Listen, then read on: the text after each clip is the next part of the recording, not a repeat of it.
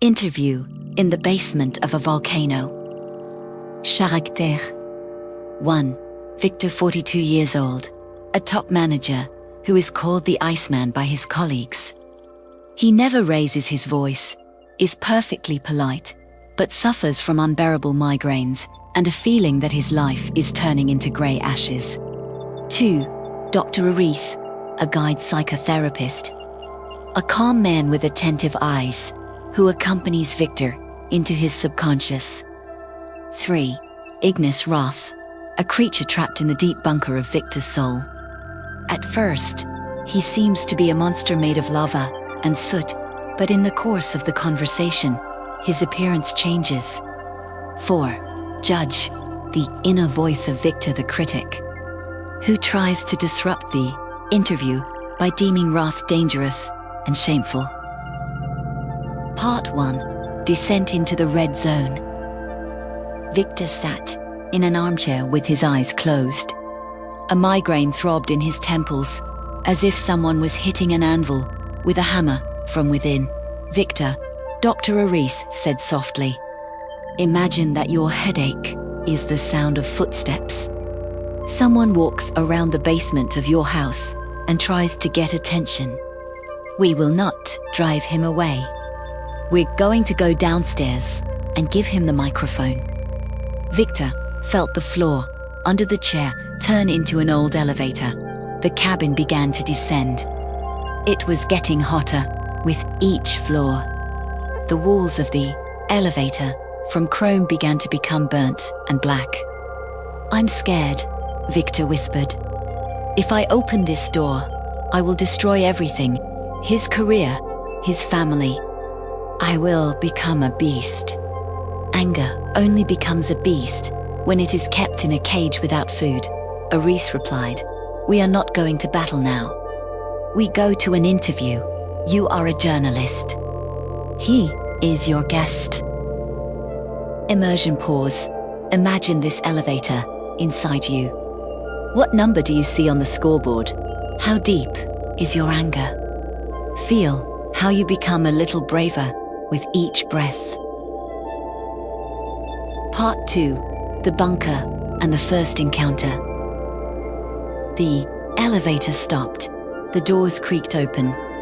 Victor found himself in a huge room that resembled a boiler room of an old factory. Steam whistled everywhere. The pipes hummed with tension. In the center, at the table, sat something huge. It was woven of crimson smoke.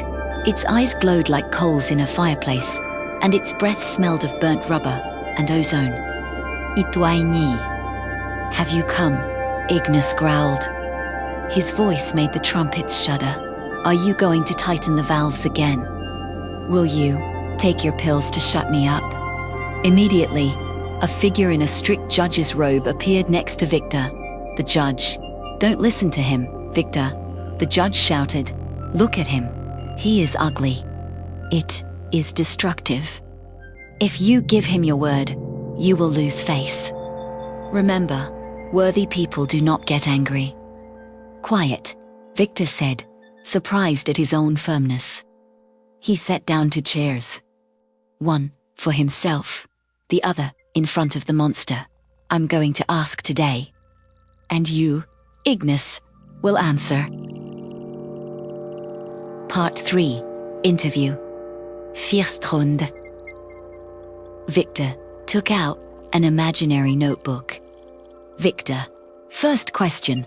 Why are you hurting me?" "My migraines. This pressure in the chest. Why are you torturing me?" Ignis laughed, and sparks flew in all directions. "Am I torturing you?" "Oh no, Victor. It is you who are strangling me. I am energy. I have to flow. When your boss humiliated you in front of everyone, and you smiled and said, 'Of course, I'll redo it,' you took a huge portion of fire and swallowed it. You locked me in the narrow tube of your head. And now you're complaining that your head hurts. It's not me who hammers you. I'm trying to break free so that you don't get torn apart from the inside. Victor, but if I scream, I'll hurt others. Ignis, Who says you only have to shout? Anger is not just about screaming.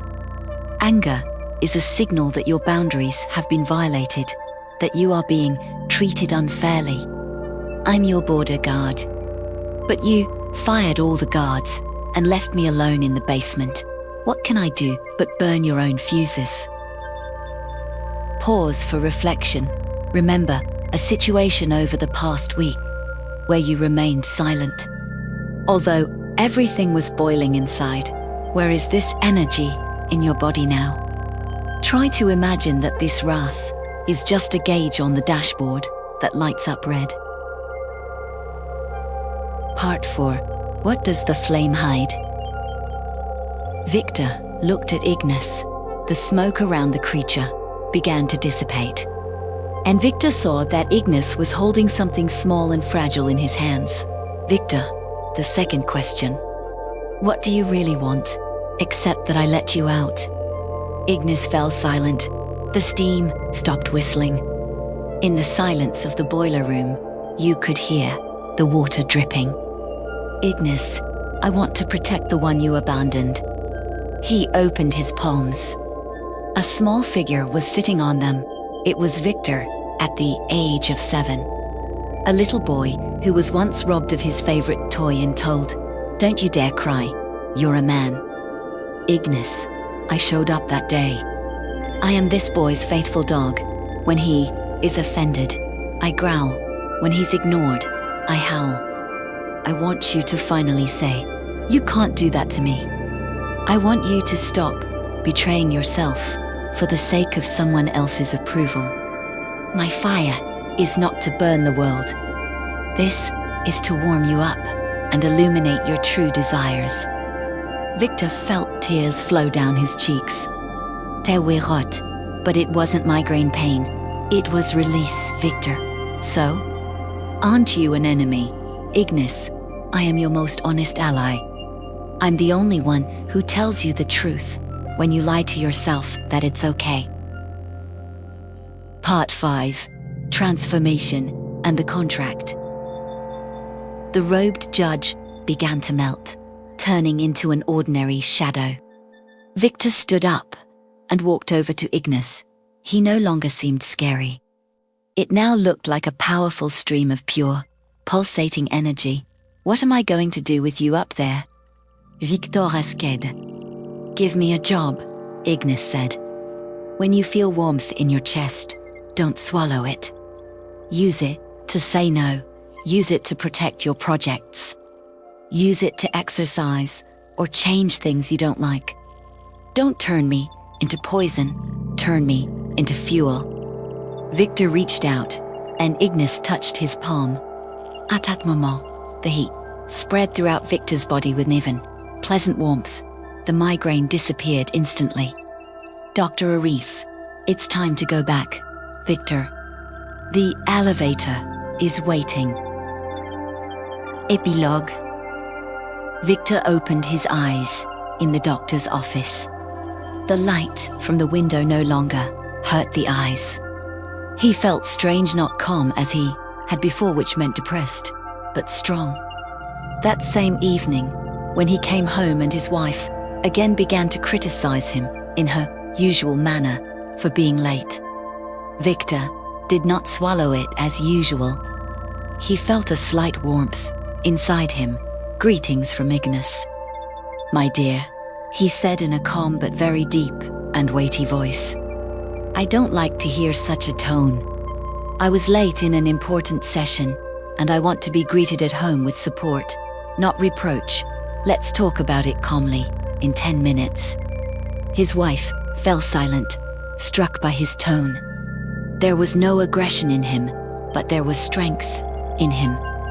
Ignis, in his basement, grunted contentedly and lay down on the rug, warming Victor's house with his now peaceful fire. Practical completion. This story shows that anger is not a vice, but a protector. To continue this work for myself, I suggest doing the following. 1. Draw your Ignis. What does your anger look like? Monster, mechanism, Natural phenomenon. 2. Ask him one question. What are you trying to protect me from right now? 3. Try physical exercise. When you feel irritation, do not suppress it, but tense all the muscles of the body for 10 seconds, and then relax abruptly, imagining how the fire turns into pure energy of movement.